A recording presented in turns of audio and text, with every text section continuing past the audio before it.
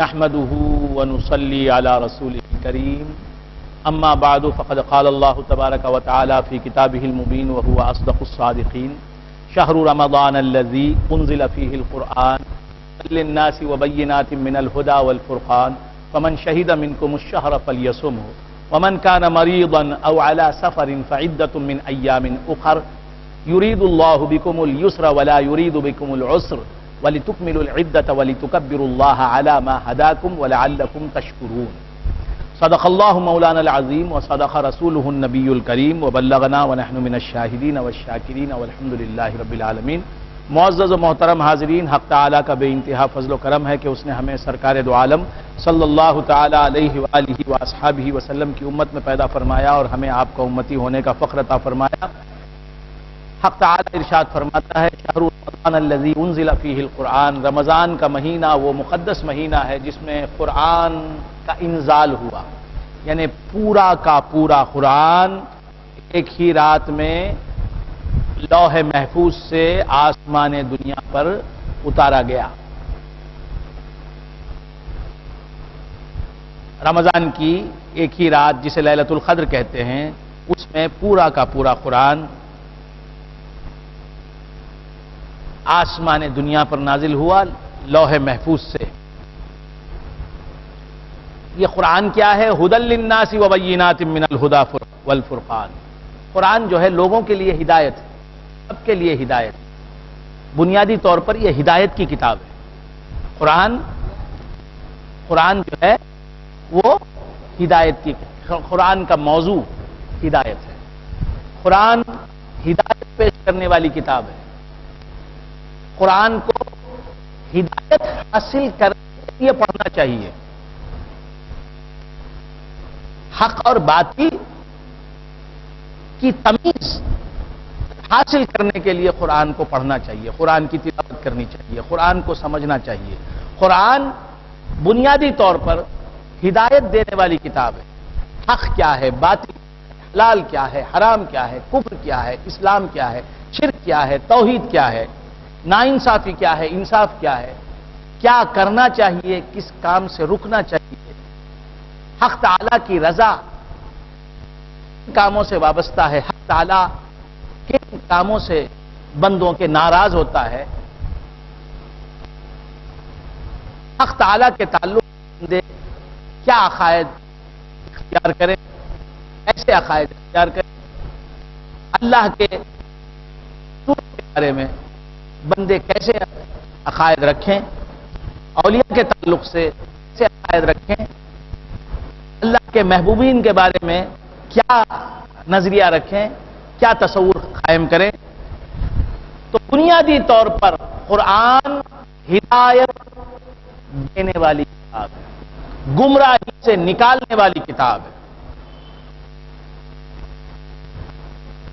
اخلاق کا درس دینے والی کتاب ہے، انسان کو انسانیت کا درس دے کر صحیح معنوں میں انسان بنانے والی کتاب ہے۔ بنیادی طور پر بات اچھی طرح ذہن نشین رکھیں، قرآن جغرافیہ کا درس دینے والی کتاب نہیں ہے۔ قرآن کا موضوع جغرافیہ نہیں ہے، جیوگرافی نہیں ہے، قرآن کا موضوع ہسٹری نہیں ہے، قرآن کا موضوع سیاست نہیں ہے، قرآن کا موضوع جیسے آج جسے سیاست سمجھا جا رہا ہے وہ سیاست نہیں ہے۔ قرآن کا موضوع طب نہیں ہے، قرآن کا موضوع علم حدیث نہیں ہے، قرآن کا موضوع کوئی اور موضوع نہیں ہے، کوئی اور علم نہیں ہے، کوئی اور فلسفہ نہیں ہے۔ قرآن کا موضوع، قرآن کا عنوان، قرآن کا سبجیکٹ، قرآن جس ٹاپک پر گفتگو کرتا ہے، جس علم کو پیش کرتا ہے وہ علم کیا ہے؟ ہدایت۔ حق کیا ہے، باطل کیا ہے، معبود حق کون ہے اور معبود باطل کون ہے، رسول کون ہے، نبی کون ہے، ولی کون ہے، اسلام کیا ہے، کفر کیا ہے، ایمان کیا ہے، شرک کیا ہے، توحید کیا ہے۔ اسلام کو طب کی کتاب نہ سمجھو، یہ ڈاکٹری کی کتاب نہیں ہے، یہ سائنس کی کتاب نہیں ہے، یہ علم فلکیات کی کتاب نہیں ہے، یہ علم نجوم کی کتاب نہیں ہے، ہدایت حاصل کرنے کی کتاب ہے۔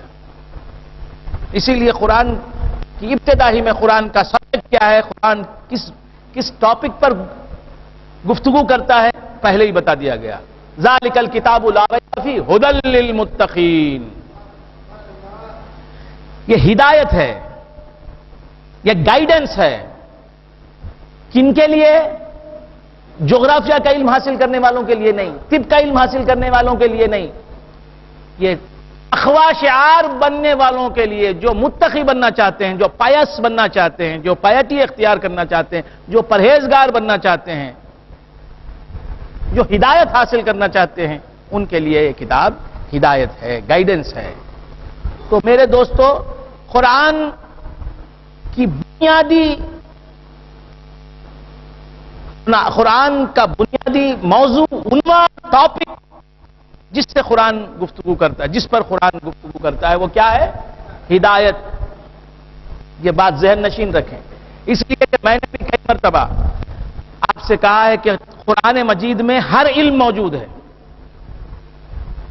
میں نے آج سے پہلے کئی مرتبہ آپ کے سامنے یہ بات کہی ہے، تفسیروں کے عنوان سے، تقریروں میں یہ بات کہی ہے کہ قرآن کے اندر تمام علوم موجود ہیں۔ جغرافیہ بھی قرآن میں موجود ہے، سائنس بھی قرآن میں موجود ہے، طب بھی قرآن میں موجود ہے، میڈیکل سائنس بھی قرآن میں موجود ہے، سیاسیات بھی، پالیٹکس بھی قرآن میں موجود ہیں، علم حیات بھی قرآن میں موجود ہے، باٹنی بھی قرآن میں موجود ہے، زوالوجی بھی قرآن میں موجود ہے، ایناٹومی بھی قرآن میں موجود ہے۔ کوئی ایسا عنوان نہیں ہے، کوئی ایسا سبجیکٹ نہیں ہے، کوئی ایسی سائنس نہیں ہے، کوئی ایسا علم نہیں ہے جو قرآن میں موجود نہ ہو۔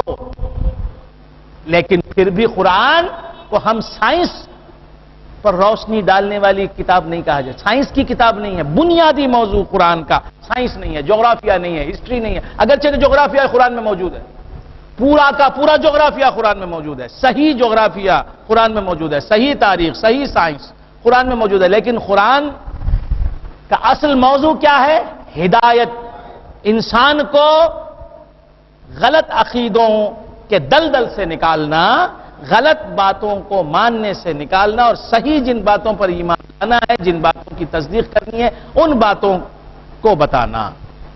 گمراہی جسے کہتے ہیں، اس ڈارکنس سے نکالنا، اس تاریکی سے نکالنا اور نور ہدایت میں لے آنا، ہدایت اور گائیڈنس کے اجالے میں لے آنا، یہ ہے قرآن کا بنیادی موضوع۔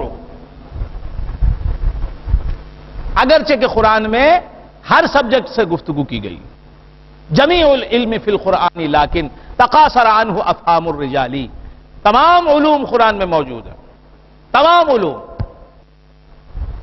قرآن میں موجود، ہر علم قرآن میں موجود، اپنی تمام گہرائیوں اور گہرائیوں کے ساتھ، اپنی تمام پہنائیوں کے ساتھ، اپنی تمام وسعتوں کے ساتھ، تہداریوں کے ساتھ، اپنی تمام پرتوں کے ساتھ، ہر علم قرآن میں موجود ہے، ہر سائنس قرآن میں موجود ہے، ہر سبجیکٹ پر قرآن میں سیر حاصل گفتگو ہے، ہر سائنس قرآن میں موجود ہے۔ لیکن ہر شخص قرآن سے ہر بات دریافت کرنے کی صلاحیت نہیں رکھتا۔ سائنس کا کوئی سوال ہے، وہ اس سوال کا جواب بھی قرآن میں موجود ہے، لیکن مجھے اور آپ کو یہ اللہ نے ملکہ عطا نہیں کیا، اللہ نے یہ صلاحیت اور قدرت نہیں دی کہ قرآن سے اس سوال کا جواب حاصل کر لوں۔ جسے اللہ نے وہ صلاحیت دی ہے، وہ تو اس سوال کا جواب، خواہ وہ سوال سائنس سے تعلق رکھنے والا ہو، یا جغرافیہ سے وابستہ ہو، یا ہسٹری سے وابستہ ہو، کسی بھی سبجیکٹ سے جڑا ہوا کوئی بھی سوال ہو، کوئی بھی کوشچن ہو، اس کا جواب قرآن میں، مکمل جواب قرآن میں موجود ہے۔ لیکن ہر شخص ہر سوال کا جواب قرآن سے نکال لینے کی صلاحیت نہیں رکھتا۔ اس کے باوجود قرآن بنیادی طور پر کس کی کتاب ہے؟ ہدایت۔ یہ بات اچھی طرح ذہن نشین رکھیں۔ تو لوگ قرآن کھولتے ہیں سیاست کو سمجھنے کے لیے، لوگ قرآن سے طب کے مسئلے کو حل کرنے کے لیے، کسی پرابلم کو طب کے حل کرنے کے لیے، اس کا سیلیوشن ڈھونڈنے کے لیے قرآن کھولتے ہیں. قرآن کو کھولو ہدایت پانے کے لیے، تہذیب اخلاق کے لیے، انسان بننے کے لیے، اللہ سے قریب ہونے کے لیے، اللہ کو راضی کرنے کے لیے، اللہ کے رسول کے نقش قدم پر چلنے کے لیے، دین کو سمجھنے کے لیے، ہدایت کو جاننے کے لیے.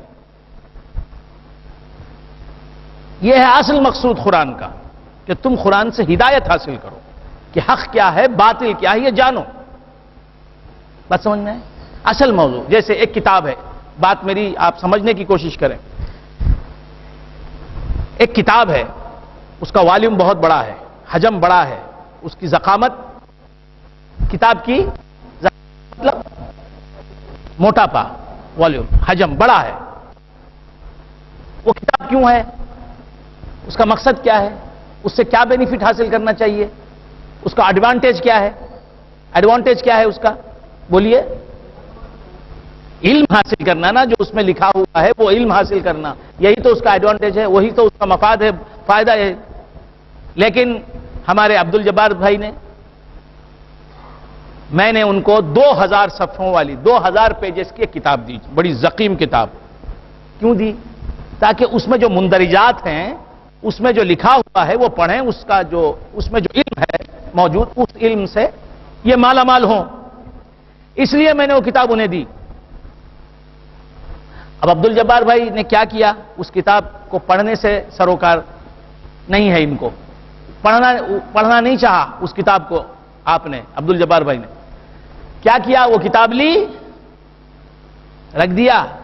جب بھی سوتے اس کتاب کو تکیہ بنا لیتے.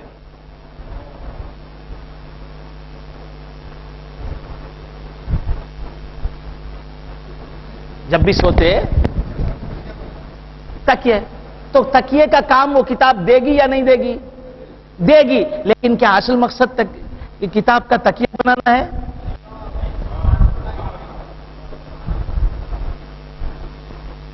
کتاب سے جو فائدہ تو ہے، کتاب کس لیے؟ اس میں جو علم ہے وہ پڑھنے کے لیے، اسے جاننے کے لیے. آپ تکیے کا کام لے رہے ہیں اس سے، اور وہ کتاب وہ کام بھی کرے گی کتاب، لیکن اصل مقصود وہ نہیں ہے. میں نے عینی صاحب کو ایک رسالہ دیا، طب یونانی پر لکھا ہوا ایک رسالہ ہے. 90 صفحات ہیں، 100 صفحات ہیں اس کے اندر، 100 پیجز، 90 پیجز کی ایک میگزین ہے، ایک رسالہ ہے. میں نے یہ سوچ کر کے اس میں طب یونانی کے معلومات ہیں، یہ بھی دعویٰ کرتے ہیں کہ میں BUMS ہوں، یونانی حکیم ہوں، فلاں ہوں. میں نے اتنوں کو جو ہے بھیجا ہے اپنے علاج کے ذریعے سے، ہاسپٹل سے باہر روانہ کیا ہے. تو میں نے کیا کیا کہ میگزین دی کہ اس میں طب یونانی کے بہت سے موضوعات پر معلومات ہیں. تو انہوں نے لے کے اسے کیا کیا؟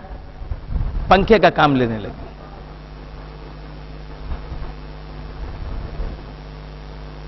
پنکھا لا رہے ہیں. اگرچہ کہ یہ فائدہ بھی وہ رسالہ دے گا، وہ میگزین، وہ جریدہ یہ فائدہ بھی دے گا، لیکن اکثر اصل مقصد ہے اس کا. آپ سمجھ رہے ہیں؟ تو قرآن بنیادی طور پر ہدایت دینے والی کتاب ہے. اسے اپنے مسائل کے حل کے طور پر بات سمجھ میں آئے کہ اس میں جغرافیہ کیا ہے، ہسٹری کے تعلق سے یہ کیا بول رہا ہے، فلاں شخصیت کے بارے میں کیا بول رہا ہے، سائنس کے تعلق سے کیا بول رہا ہے، ایناٹومی کے تعلق سے کیا بول رہا ہے، فزیالوجی کے تعلق سے یہ کیا بول رہا ہے، زوالوجی کے تعلق سے یہ کیا بول رہا ہے، باٹنی کے تعلق سے یہ کیا بول رہا ہے. یہ سب دیکھنا، جاننا، اور قرآن کے اصل موضوع کے بارے میں قرآن کیا کہہ رہا ہے، ہدایت کے بارے میں قرآن کیا کہہ رہا ہے، یہ نہیں پڑھنا، یہ بڑی نادانی ہے. بات سمجھ میں آ رہی ہے؟ اور گمراہی ہے. بات سمجھ میں آ رہی ہے؟ تو یہ بات ذہن نشین رکھیں. بہت سے حضرات قرآن سے یہ بولتے وہ بولتے، لیکن اصل قرآن کا پیغام کیا ہے، قرآن تم سے کیا مطالبہ کر رہا ہے. اور کسی نے قرآن سے جو ہے عملیات کا درس لیا کہ قرآن کی یہ آیت پڑھو. بات سمجھ میں آئے کہ آپ کو شوگر ہے، آپ کو شوگر ہے اور کنٹرول سے باہر ہے، کنٹرول سے، تو کیا کرنا چاہیے؟ سورہ بنی اسرائیل کی آیت نمبر 80، آیت نمبر ورسس نمبر 80، سورہ بنی اسرائیل کی آیت نمبر 80 کیا ہے؟ وَقُلْ رَبِّ أَدْخِلْنِي مُدْخَلَ صِدْقٍ وَأَخْرِجْنِي مُخْرَجَ صِدْقٍ وَاجْعَلْ لِي مِن لَّدُنْكَ سُلْطَانًا نَّصِيرًا۔ یہ آیت نمبر 80 ہے سورہ بنی اسرائیل کی۔ اسے جو ہے آپ صبح میں 3 مرتبہ پڑھ کے پانی پر دم کر کے پی لیں اگر آپ شوگر کے مریض ہیں، اور شام میں 3 مرتبہ دم کر کے پانی پر پی لیں وہ پانی۔ اس طرح 3 مہینے مسلسل یہ عمل جاری رکھیں، صبح میں 3 مرتبہ یہ آیت پڑھ کے پانی پر دم کر کے پی لیں، شام میں اسی دن یہ آیت 3 مرتبہ پڑھ کے پانی پر دم کر کے پی لیں۔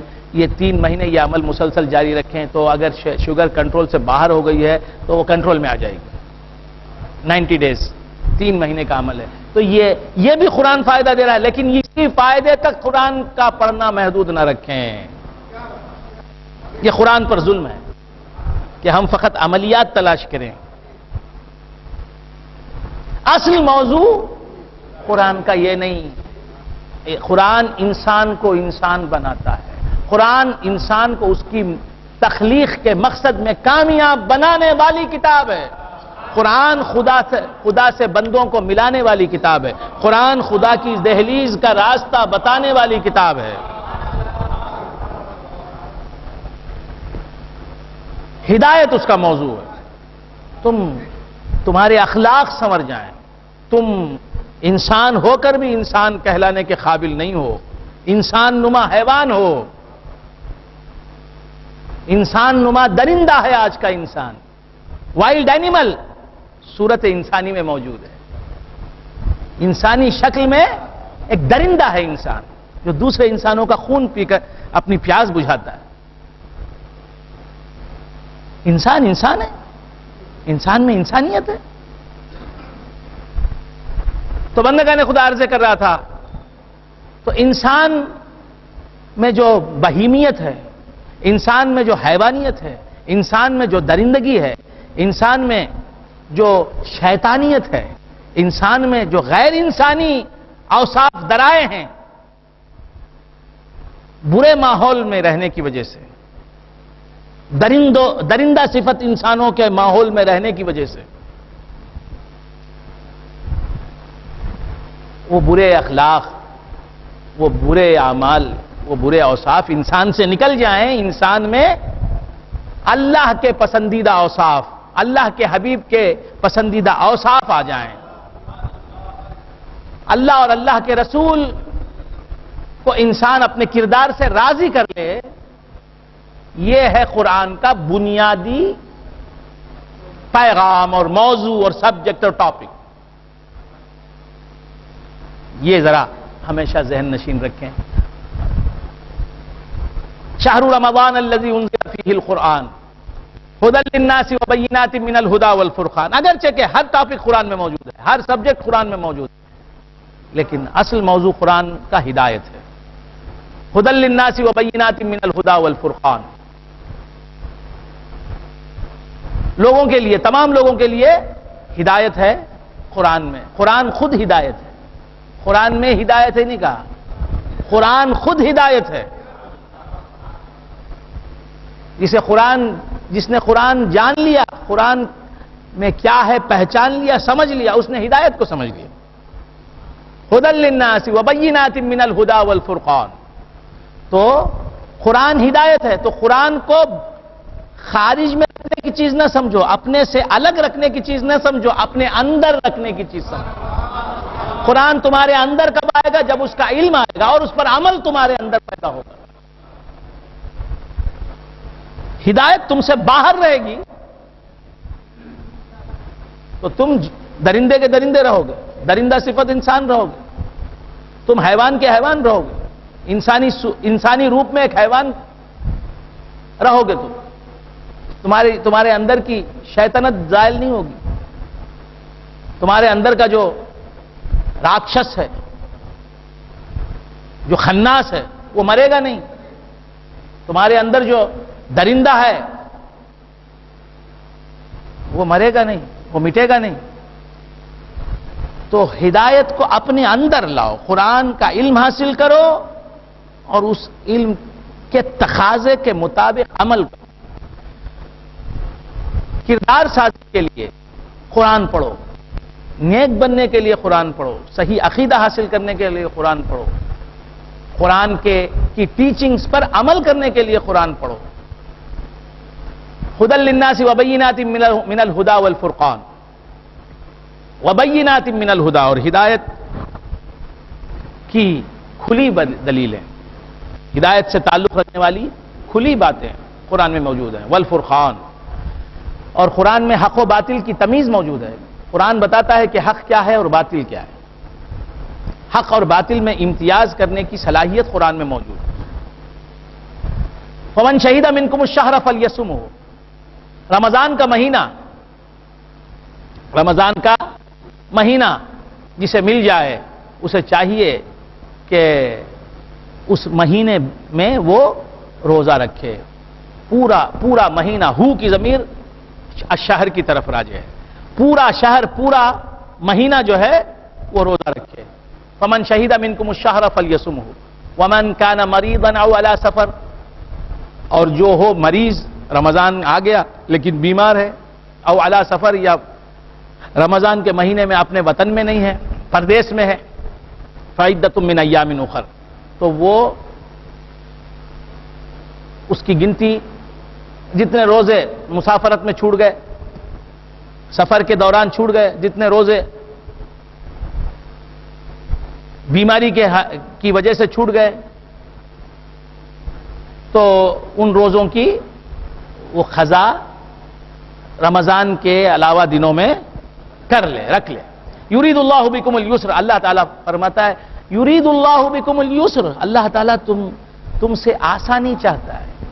الدین یسر، حضور انور صلی اللہ تعالی علیہ وآلہ وآصحابہ وسلم نے فرمایا کہ دین آسانی کا نام ہے، دین آسانی کا نام ہے۔ کیا مطلب؟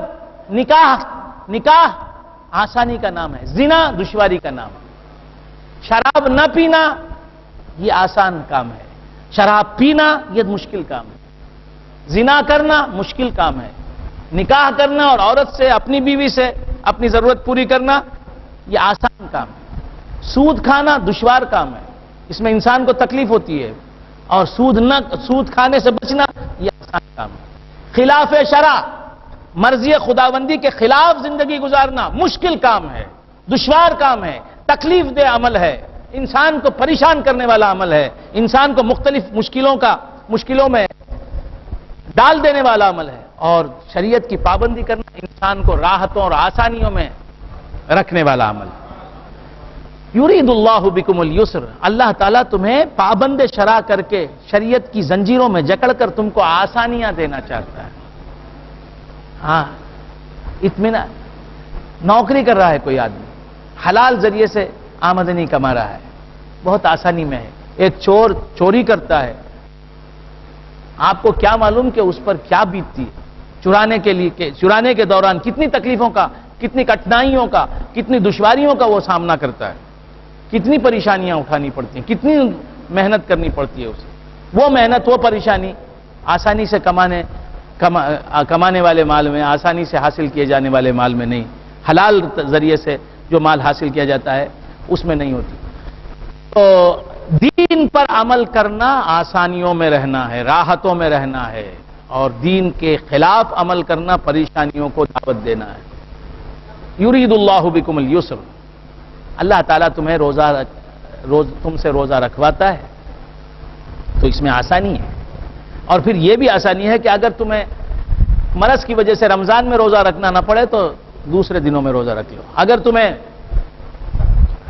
کیا کہتے ہیں کہ سفر کی وجہ سے روزہ رکھنا دشوار ہو تو حضر میں آنے کے بعد، رمضان کے گزر جانے کے بعد جب تم مسافرت میں نہ رہو تو اس وقت روزہ رکھ لو۔ وَلَا يُرِيدُ بِكُمُ الْيُسْرَ، اللہ تعالیٰ تمہیں مشکل میں ڈالنا نہیں چاہتا، اللہ تعالیٰ تمہیں دشواری میں رکھنا نہیں چاہتا۔ وَلِتُكْمِلُوا الْعِدَّةَ وَلِتُكَبِّرُوا اللَّهَ عَلَى مَا هَدَاكُمْ وَلِتُكْمِلُوا الْعِدَّةَ، تاکہ تم عدت کو پورا کر لو، جتنے روزے چھوٹ گئے ان روزوں کو ادا کر لو۔ وَلِتُكَبِّرُوا اللَّهَ عَلَى مَا هَدَاكُمْ، اور تاکہ اللہ کی تم بڑائی بیان کرو اس بات پر کہ اس نے تمہیں ہدایت عطا فرمائی، وَلَعَلَّكُمْ تَشْكُرُونَ، اور تاکہ تم شکر ادا کرو۔ وَإِذَا، تو مذہب پر عمل کر کے اللہ کا شکر ادا کرنا ہے، دین پر عمل کرو اور اللہ کا شکر ادا کرو کہ مولا تعالیٰ تو نے دین پر عمل کرنے والا بنایا۔ حقیقی مزہ، سچی خوشی دین پر عمل کرنے کی وجہ سے۔ دین ہم سمجھ رہے ہیں دین کے خلاف زندگی گزارنے میں، ہمارا نفس امارہ یہ سمجھ رہا ہے کہ دین کے خلاف زندگی گزارنے میں مزہ ہے، زندگی کا لطف زندگی پوشیدہ ہے۔ نہیں،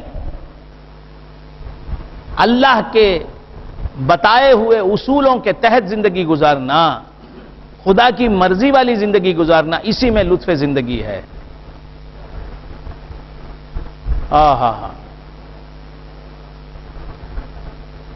تو اللہ تبارک و تعالیٰ نے اگر تمہیں تقویٰ کی توفیق دی ہے، اللہ تبارک و تعالیٰ نے اگر تمہیں نیکی کی توفیق دی ہے، اگر تمہیں گناہوں سے بچایا ہے، تو سمجھ لو کہ تمہاری حالت جو ہے قابل شکر ہے۔ اللہ کی بارگاہ میں شکر ادا کرو، مولا تعالیٰ میں زنا میں ملوث نہیں ہوں، مولا تعالیٰ میں جھوٹ نہیں کہہ رہا ہوں، مولا تعالیٰ میں غیبت نہیں کر رہا ہوں، مولا تعالیٰ میں دھوکہ نہیں دے رہا ہوں کسی کو، مولا تعالیٰ میں سود نہیں کھا رہا ہوں، مولا تعالیٰ میں بے نمازی پن سے بچا ہوا ہوں، مولا تعالیٰ میں ہمیشہ روزہ بھی رکھتا ہوں، تیری فرما برداری کی دولت سے مالا مال ہوں، تیرا شکر ہے مولا۔ جو فرما بردار ہمیشہ فرما بردار رہتا ہے، ہر پہلو سے، ہر زاویے سے، ہر اینگل سے خدا کا فرما بردار ہوتا ہے، اسے معلوم ہے، اس کے دل کو معلوم ہے، اس کی روح کو معلوم ہے کہ تقویٰ میں کیا لذتیں پوشیدہ ہیں، کیا مزے پوشیدہ ہیں۔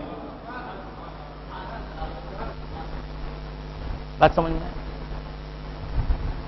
بندر کیا جانے ادرک کا مزہ،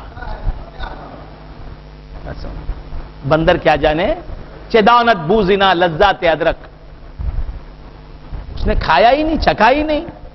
اسی طرح جو گناہوں کی لذت میں گرفتار ہے، بات سمجھ میں ہے، اسے گناہوں کی لذت معلوم ہے، حقیقت میں وہ لذت نہیں ہے،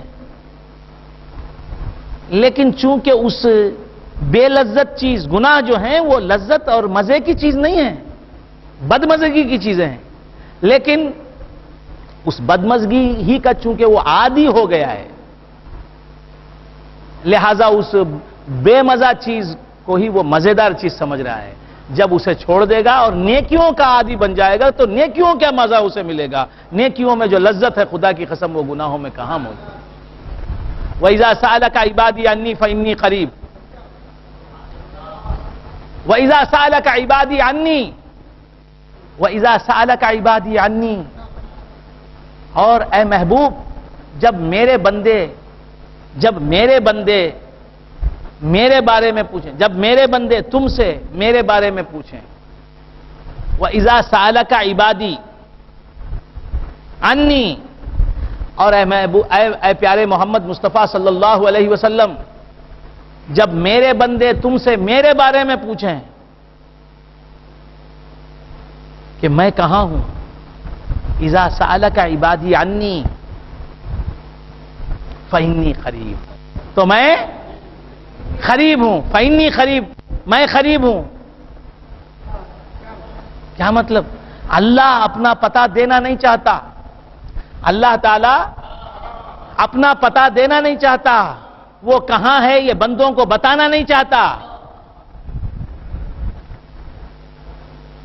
اپنا ایڈریس دینا نہیں چاہتا بندوں کو، لیکن جب بندے اس کے حبیب کا دروازہ کھٹکھٹاتے ہیں، اس کے حبیب کی خدمت میں حاضر ہوتے ہیں، اس کے حبیب کے پاس پہنچ جاتے ہیں اور پہنچ کے اس کے حبیب سے سوال بھی کر بیٹھتے ہیں کہ یا رسول اللہ ہمارا رب کہاں، ہمارا رب کہاں ہے؟ تو اب رسول اللہ سے پوچھنے والے نے پوچھا اے رسول اللہ، اے سرکار میرا رب کہاں ہے؟ تو کیوں پوچھا پوچھنے والے نے؟ پوچھنے والے کا پوچھنا، سوال پوچھنے والے کا بتا رہا ہے کہ اسے یقین کامل ہے کہ اسے معلوم ہے یہ اللہ کا رسول ہے، یہ جانتا ہے اور ضرور جانتا ہے کہ اللہ کہاں ہے. اللہ کا پتہ اسے یقیناً معلوم ہے. مجھے معلوم نہیں اور کسی کو معلوم نہیں. یہ تو اللہ کا رسول ہے, یہ اللہ کے رسول ہیں, ان کو ضرور پتہ معلوم ہے اللہ کا. اللہ کا پتہ انہیں کیسے نہیں معلوم ہوگا؟ یہ ہو ہی نہیں سکتا کہ رسول اقدس کو خدا کا پتہ نہ معلوم ہو. یہ تو خدا کا پتہ جاننے والے ہیں, اور یہ بھی اگر نہ جانے خدا کا پتہ تو پھر کون جانے گا خدا کا پتہ؟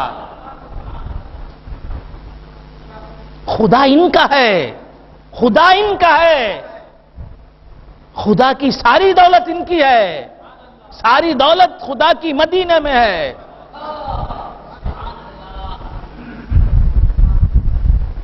تو انہیں خدا کا پتہ کیسے نہیں معلوم؟ خدا ہی ان کا ہے تو ان کو معلوم. ان کی دولت ہی خدا ہے, ان کا سرمایہ ہی خدا ہے, ان کی پونجی ہی خدا ہے. یہ خدا والے ہیں, انہیں کیسے پتہ نہیں ہوگا خدا کہاں ہے؟ لہذا آ کے پوچھنے والے نے یقین کامل کے ساتھ پوچھا کہ یا رسول اللہ خدا کہاں ہے؟ میرا رب کہاں ہے؟ آئین ربنا, ہمارا رب کہاں ہے؟ تو اب رسول اگر نہ بتائیں, رسول اگر رب کا پتہ نہ بتائیں تو سمجھنے والا کیا سمجھے گا؟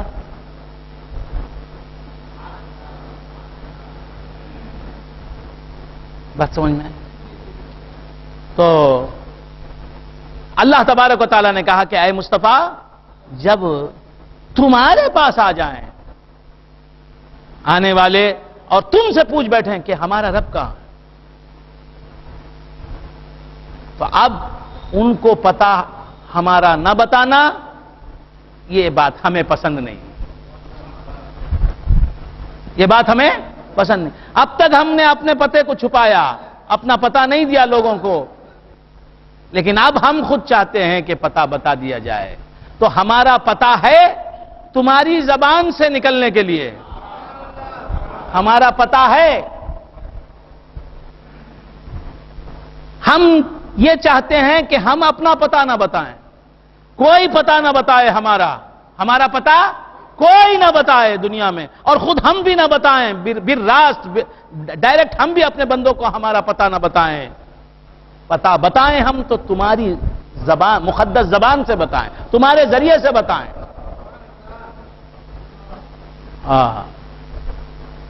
وَإِذَا سَأَلَكَ عِبَادِي عَنِّي فَإِنِّي قَرِيبٌ, جب میرے بندے تمہارے پاس آ جائیں اور آ کے میرے بارے میں پوچھیں, فَإِنِّي قَرِيبٌ. اب اس راز کو راز رکھنا ہم نہیں چاہتے, اب انہیں کہہ دینا فَإِنِّي قَرِيبٌ, میں ہی قریب ہوں, بس بے شک میں قریب ہوں.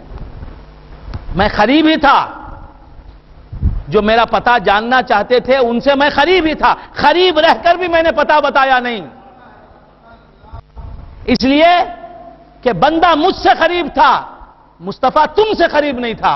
اب بندہ مجھ سے بھی قریب ہے, تم سے بھی قریب ہے.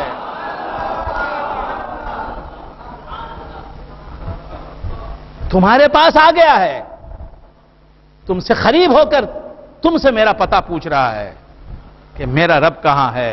تو اب صرف میں ہی قریب نہیں, تم بھی قریب ہو. میرے قرب کی وجہ سے, میرے قرب کی وجہ سے میرا پتہ نہیں ملتا. میں قریب رہ کر بھی اپنا پتہ نہیں بتاتا.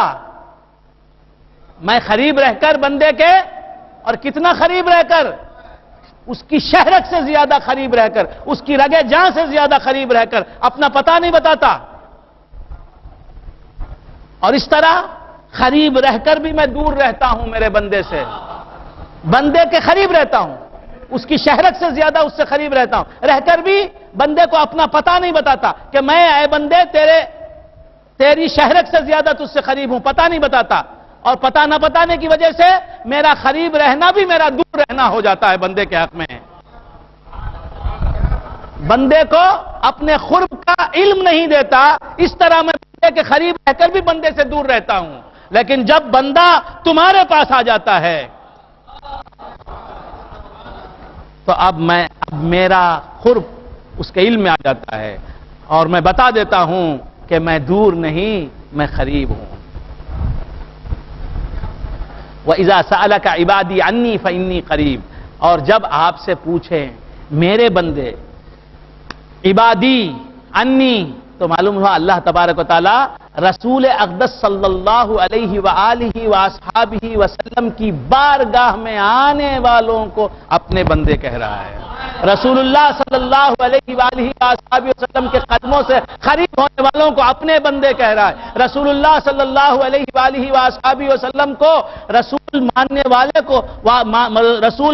والوں کو اپنے بندے کہہ رہا ہے۔ رسول خدا صلی اللہ علیہ وآلہ وآصحابہ وسلم کو علم غیب رکھنے والا تسلیم کرنے والوں کو اپنے بندے کہہ رہا ہے۔ اللہ کہاں ہے، یہ بات علم غیب سے تعلق رکھتی ہے یا علم شہادت سے تعلق رکھتی ہے؟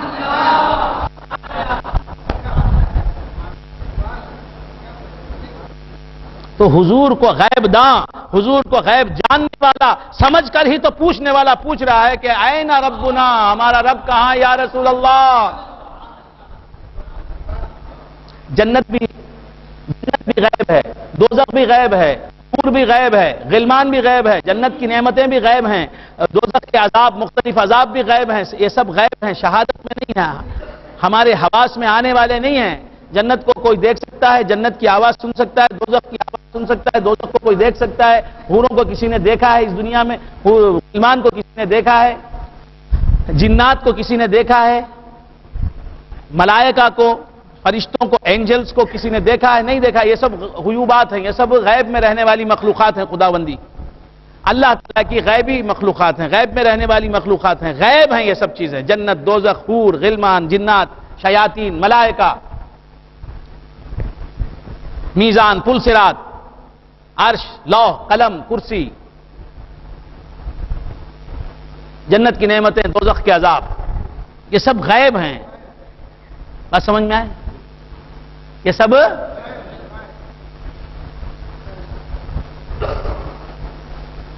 ان سب سے بڑا غیب کیا ہے؟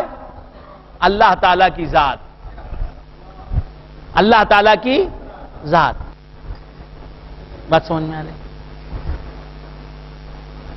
تو سب سے بڑا غیب اللہ رب العزت کی ذات ہے نا، اللہ کی ذات۔ اب اس غیب کا علم حضور کو ہے نہیں ہے، وہ غیب کا علم دینے کے لیے تو حضور آئے کہ اللہ جس کا نام ہے وہ ذات موجود ہے، اس کے یہ صفات ہیں، اس کے یہ افعال ہیں، یہ صفات ہیں، یہ کام ہیں۔ تو سب سے بڑے غیب کا علم رسول اللہ کو ہے، رسول اللہ کو ہے، اور وہ علم دینے ہی کے لیے حضور کی بعثت ہوئی، حضور مبعوث ہوئے، آئے ہی اس دنیا میں وہ علم دینے کے لیے، تو علم غیب حضور کو ہے، اور رسول اللہ آئے ہی علم غیب دینے کے لیے، تو وہ علم حضور کو ہے۔ اللہ تبارک و تعالی موجود ہے، اور کہاں موجود ہے؟ یہ علم بھی علم غیب سے وابستہ ہے نا۔ غیب، جو چیز غیب ہو وہ کہاں موجود ہے؟ جی، یہ بھی تو غیب کا علم ہے۔ پوچھنے والا آ کر پوچھ رہا ہے سرکار دو عالم صلی اللہ علیہ وآلہ وآصحابہ وسلم کی بارگاہ میں،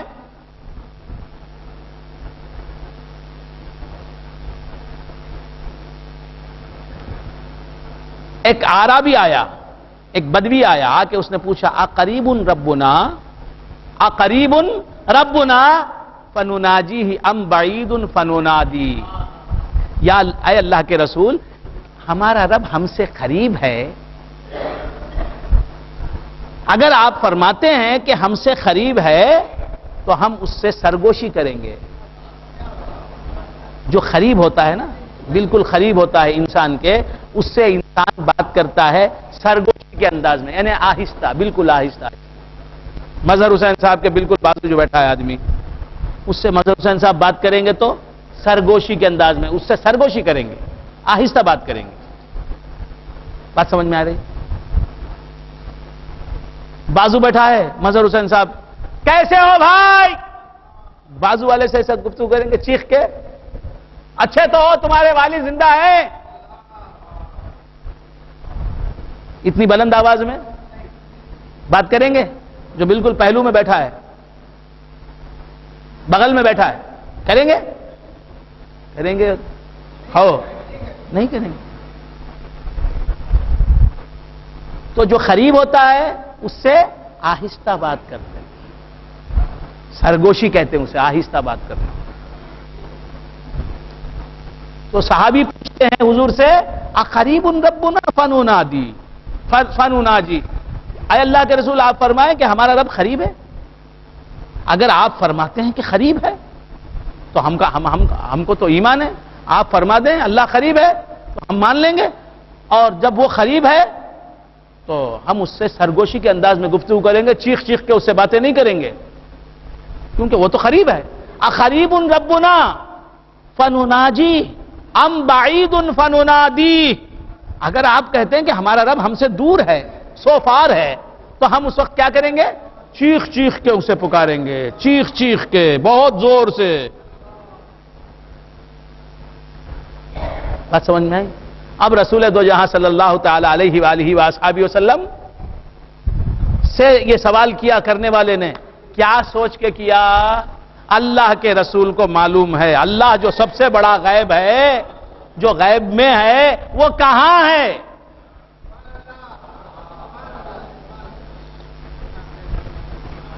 تو رسول کو غیب داں سمجھ کر غیب کے تعلق سے سوال کرنے والا صحابی ہے. بڑے سے بڑا ولی صحابی کی جوتیوں کی گرد کے برابر نہیں ہو سکتا. تو صحابی کہتے ہی اسے ہیں جو رسول خدا کو غیب داں مانتا ہے.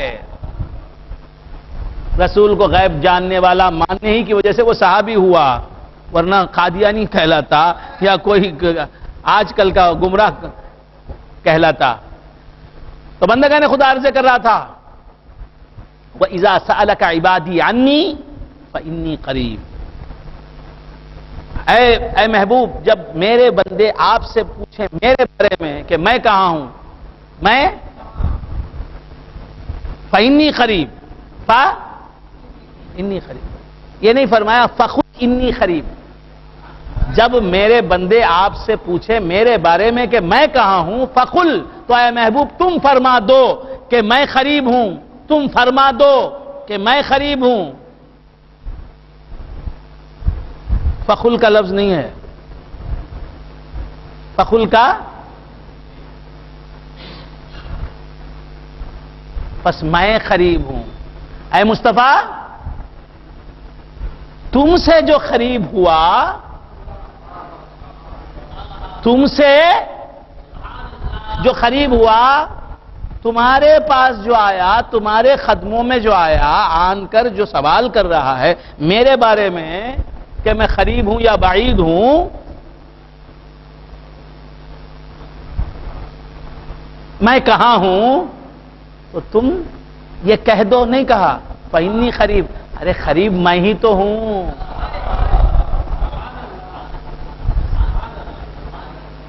قریب میں ہی تو ہوں.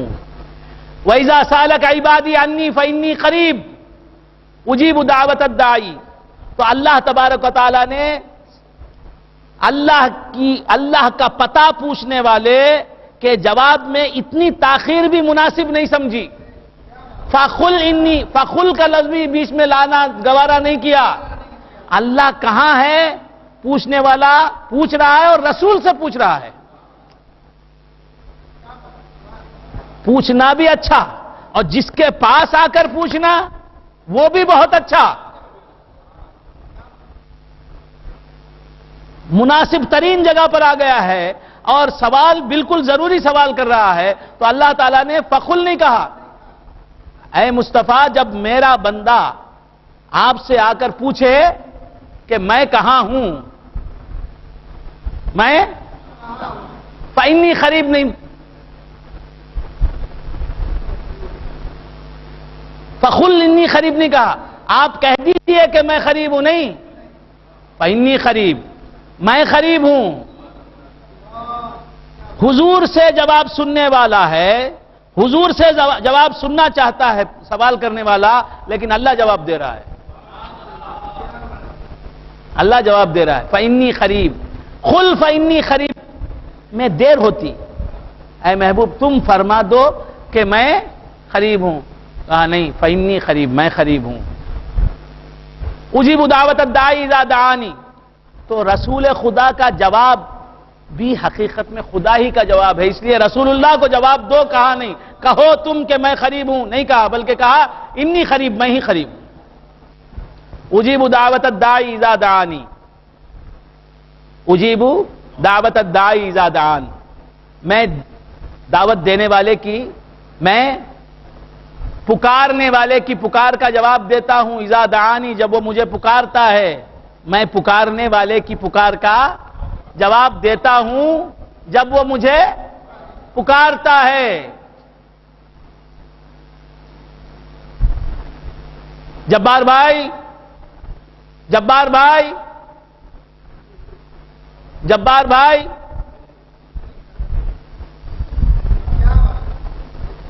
انوار الدین صاحب، جبار بھائی، تو بندوں کو پکارتے جواب دیتے نا. بندوں کو میں پکاروں، فضل الرحمان جی، عبد الوہاب جی، برکت جی، انوار الدین صاحب، تو جواب بندہ جواب دے رہا ہے، دے رہا ہے نہیں دے رہا ہے. اللہ فرماتا ہے تم اتنا ہی سمجھ رہے ہو کہ تم پکارتے ہو بندوں کو تو بندہ جواب دیتا ہے، میں پکارنے والے کے پکار کا جواب دیتا ہوں. یہ سمجھ نہیں ہے تمہیں؟ اجیب دعوت الداعی اذا دعانی، جب بھی پکارنے والا پکارتا ہے مجھے، جب بھی پکارنے والا پکارتا ہے مجھے تو میں جواب دے رہا ہوں. وَإِذَا سَأَلَكَ عِبَادِي عَنِّي فَإِنِّي قَرِيبٌ، جب میرے بندے اے مصطفیٰ تم سے پوچھیں میرے بارے میں، فإنی قریب، تو میں قریب ہوں. اجیب دعوت الداعی اذا دعانی، پکارنے والا جب مجھے پکارتا ہے تو میں جواب دیتا ہوں. تنزیہ کے اعتبار سے بھی جواب دیتا ہوں، تشبیہ کے اعتبار سے بھی جواب دیتا ہوں. میرا تشبیہی جواب جو ہوتا ہے وہ تو کانوں سے ٹکراتا ہے، تنزیہی جواب کو انسان کے کان سن نہیں پاتے.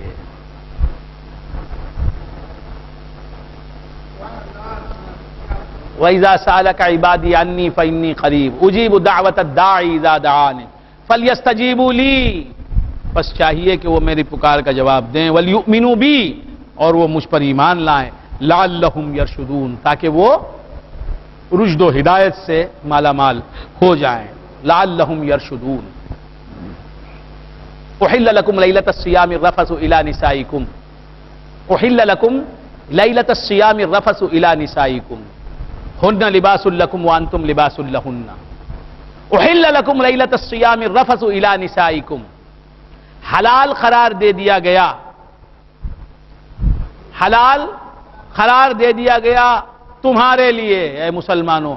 تم سے اگلی امتوں کے لیے حلال نہیں تھا.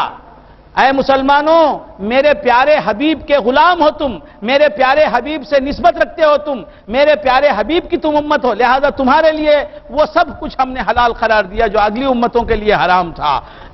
وَإِذَا أُحِلَّ لَكُمْ لَيْلَةَ الصِّيَامِ الرَّفَثُ إِلَى نِسَائِكُمْ، أُحِلَّ لَكُمْ، حلال کر دیا گیا، لکم، تمہارے لیے.